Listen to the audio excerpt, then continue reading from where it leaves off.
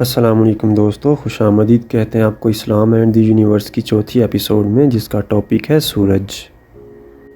دوستو، سورج جو ہماری زمین کے لیے روشنی اور حرارت کا سب سے بڑا منبع ہے اور جس کے بغیر کرۂ ارضی پر نباتاتی، حیوانی یا انسانی کسی قسم کی زندگی کا کوئی تصور ممکن ہی نہ تھا۔ دراصل وہ معمولی درجے کا ایک ستارہ ہے۔ سورج چونکہ باقی ستاروں کی نسبت ہم سے بہت زیادہ قریب واقع ہے، اس لیے وہ ہمیں بہت بڑا اور گرم دکھائی دیتا ہے، اور دن کے وقت اس کی کرۂ ارضی پر چھا جانے والی روشنی میں دور دراز کے ستارے نظر آنا بالکل بند کر دیتے ہیں۔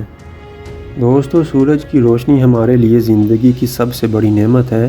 ارشاد باری تعالیٰ ہے، وہی ہے جس نے سورج کو روشنی بنایا۔ ایک اور مقام پر فرمایا، اور سورج کو چراغ بنایا ہے۔ دوستو، سورج کی روشنی کا باعث اس کے اندر ہونے والے شدید ایٹمی دھماکے ہیں۔ سورج عام طور پر ہائیڈروجن اور ہیلیم پر مشتمل ہے، جو کہ نہایت لطیف گیسیں ہیں۔ سورج کے مرکز میں ایک بڑا نیوکلیائی ری ایکٹر ہے جس کا درجہ حرارت کم از کم 1,40,00,000 سینٹی گریڈ یعنی 2,50,00,000 فارنہائٹ ہے۔ سورج نیوکلیئر فیوژن کے ذریعے توانائی کا یہ عظیم ذخیرہ پیدا کرتا ہے۔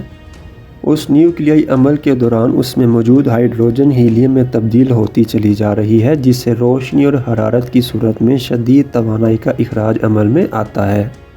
دوستو، قرآن مجید میں اللہ رب العزت نے نیوکلیئر فیوژن کے ذریعے پیدا ہونے والی اس شدید حرارت کا ذکر یوں فرمایا ہے، اور ہم نے روشنی اور حرارت کا منبع بنایا۔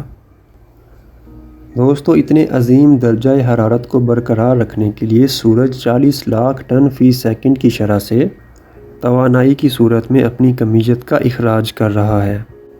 دوستو، ہماری کہکشاں ملکی وے دراصل ایک چکردار کہکشاں ہے۔ اس کے 4 بازو ہیں جن میں واقع کروڑوں ستارے کہکشاں کے مرکز کے گرد گردش کر رہے ہیں۔ ہمارا سورج بھی اپنے ساتھی ستاروں کی طرح کہکشاں کے مرکز سے 30,000 نوری سال کے فاصلے پر اورائن آر میں واقع ہے، اور کہکشاں کے مرکز کے گرد 22 کروڑ سال میں اپنا ایک چکر پورا کرتا ہے۔ سورج کی اس گردش کو اللہ رب العزت نے قرآن مجید میں یوں بیان فرمایا ہے، اور سورج اپنے لیے مقرر کردہ راستے پر چلتا ہے، یہ غالب علم والے کا مقرر کردہ ہے۔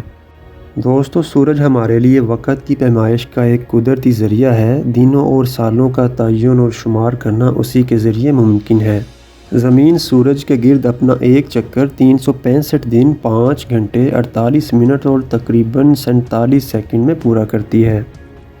دوستو، شمسی سال کی اصل طوالت بھی عین ہی یہی ہے، لیکن عام سال چونکہ 365 دنوں کا ہوتا ہے، اس لیے باقی بچ جانے والے گھنٹوں کو پورا کرنے کے لیے ہر چوتھے سال کو لیپ کا سال قرار دے کر اس میں ایک دن کا اضافہ کر کے 366 دن بنا لیے جاتے ہیں، جس سے معیاری سال میں چند منٹوں کا اضافہ ہو جاتا ہے، جسے کامل دنوں کی صورت میں پورا کرنے کے لیے 4000 سال بعد تک بھی دنوں میں کمی بیشی کرنا پڑے گی۔ سال کی صورت میں وقت کی پیمائش کا ایک ہی بہترین ذریعہ سورج ہے، جو ایک طرف ماہرین فلکیات کے لیے اجرام فلکی کے ظہور و خفا کا تعین کرنے میں مددگار ہوتا ہے، تو دوسری طرف ایک کسان کو موسموں کے تغیر و تبدل اور فصلوں کی بوائی و کٹائی کے موزوں وقت سے بھی آگاہ کرتا ہے۔ دوستو، سورج کی طرح چاند بھی قمری تقویم کے تعین اور مہینوں کے شمار کا سادہ اور فطری ذریعہ ہے۔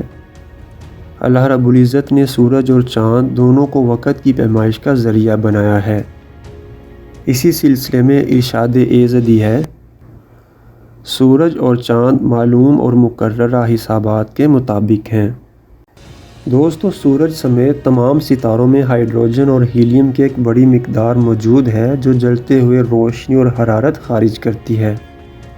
کسی ستارے کا ایندھن جل کر ختم ہو جاتا ہے تو وہ سرخ زخام یعنی ریڈ جائنٹ کی صورت میں پھول جاتا ہے، جس کے بعد وہ بتدریج سکڑنے اور ٹھنڈا ہونے لگتا ہے، یہاں تک کہ مکمل بے نور ہو جاتا ہے۔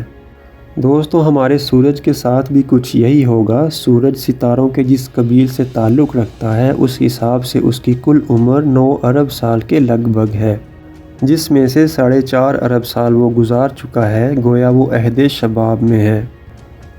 آج سے 4.5 ارب سال بعد جب اس کا ایندھن جل کر مکمل طور پر ختم ہو جائے گا تو وہ بھی دوسرے ستاروں کی طرح بجھ کر بے نور ہو جائے گا۔ دوستو، احوال قیامت کے ضمن میں سورج کے بجھ کر بے نور ہو جانے کے بارے میں اللہ رب العزت نے قرآن مجید میں فرمایا، جب سورج لپیٹ کر بے نور کر دیا جائے گا۔ دوستو، سورہ تکویر میں علامات قیامت کے ضمن میں سب سے پہلی علامت سورج ہی کے بے نور ہونے کو قرار دیا گیا۔ کتنی بڑی سائنسی صداقت جس تک پہنچنے میں آج کے انسانی علوم کے پیچھے صدیوں کا شعور کار فرما ہے، قرآن مجید نے ایک ہی جملے میں بیان کر دی۔ دوستو، اسلام اینڈ دی یونیورس کی چوتھی ایپیسوڈ یہاں اختتام پذیر ہوتی ہے۔ اگر آپ کو یہ ویڈیو پسند آئی ہو تو لائک، شیئر، کومنٹ اور سبسکرائب کرنا نہ بھولیں۔ ملتے ہیں اسلام اینڈ دی یونیورس کی اگلی اور دلچسپ ایپیسوڈ میں، تب تک کے لیے اللہ حافظ۔